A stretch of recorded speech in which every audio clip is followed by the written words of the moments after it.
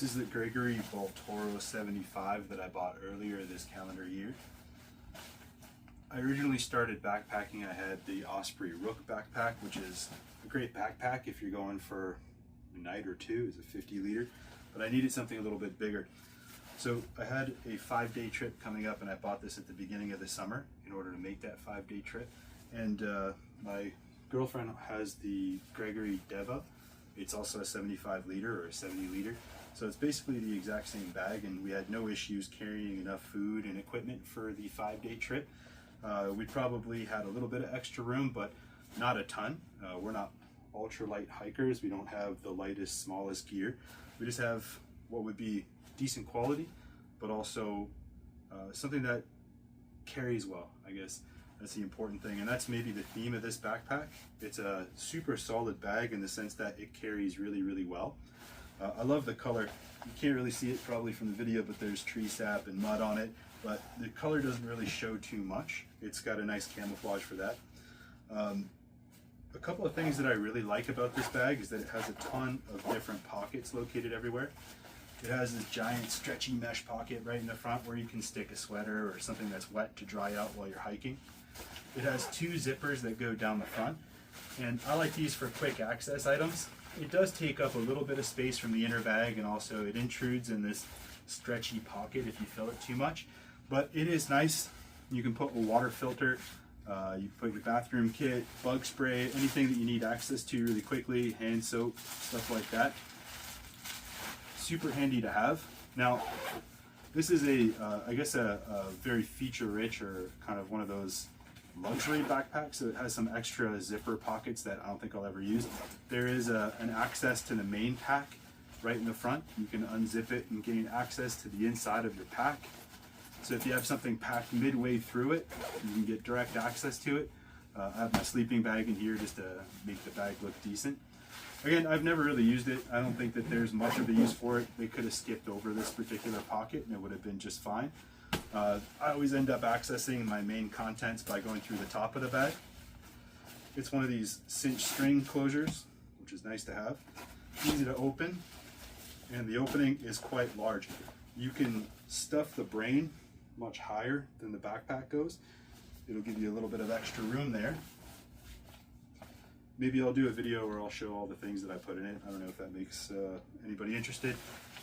Now, one thing I do love quite a bit about this backpack is the brain. I swear it must be like a 15 liter brain. The main hole, or the main compartment inside the brain, is massive. I think in here I had my rain cover for the backpack, I had a hat, mitts, I had glasses, GoPro, an extra phone, I had my first aid kit. It was super full, but it still felt like I could stuff more in. There's a pocket on the top where you can keep kind of more small items. I usually keep my sunglasses in there. Nice to clip things to. There's a ton of attachment points on the front of the bag where you can run a carabiner. And I think you can actually run a shock cord from here to here and then cross it over. There's also a section on the top of the lid that you can run some shock cord.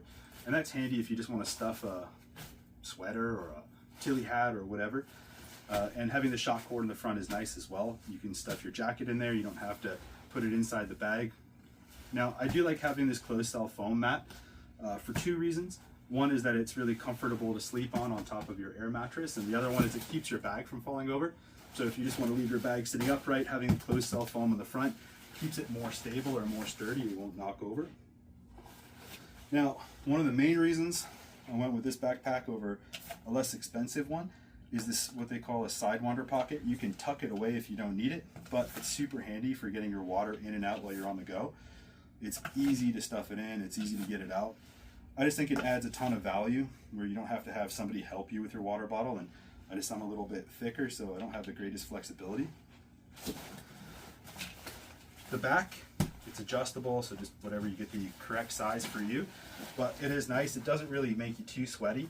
The hip belt is awesome. The hip belt pockets are absolutely enormous. You can fit a regular iPhone in there, no problem. You got tons of room for snacks and for whatever it is that you want with you during your hike. So I always load that up in the morning before I start my day. And like I said, that brain is expandable, so you can make it a little bit taller if you want to accommodate a taller bag, if you have stuff that's kind of sticking out the top. Overall, I really like it. I usually keep my my tent poles and my tent pegs in the side pocket, so we don't have to put that inside the backpack. And like I said, maybe I'll show you a video of how I pack it and how I use the side clips to hold things like Crocs so that they don't fall out.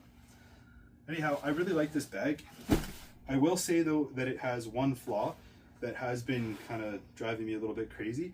And the Gregory Deva that my girlfriend has also has the exact same flaw. And that's when you're hiking with it, after a while, it starts squeaking.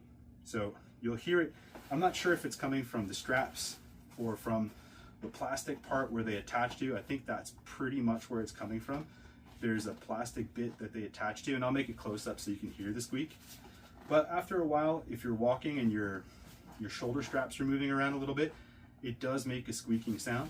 I'm gonna try and figure out something to minimize that or stop it, and if I can, I'll make a video about it. But it does get a little bit grating if you're on like a like an 8 or a 10-hour day, and out of those 8 or 10 hours your backpack is squeaking for like 5. It can get a little annoying, but it does carry super well.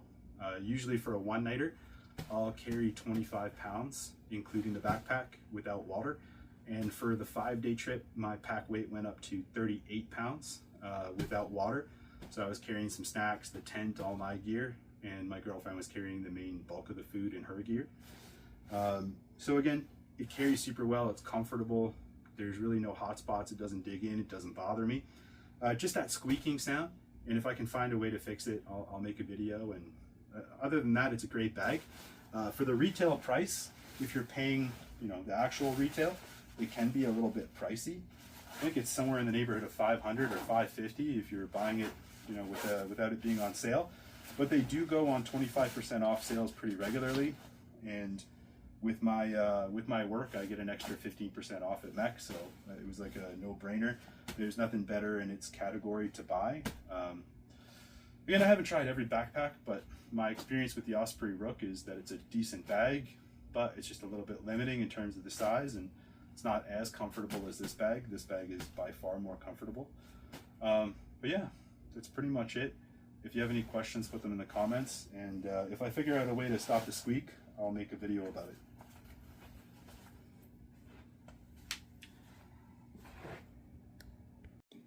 This is the area I believe the squeak is coming from. There's a plastic connector that holds the shoulder strap onto the...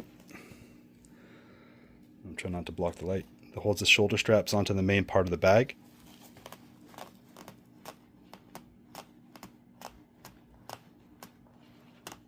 So you can hear it squeaks pretty bad. Anyways, if I figure out a way to stop that, I'll let you know.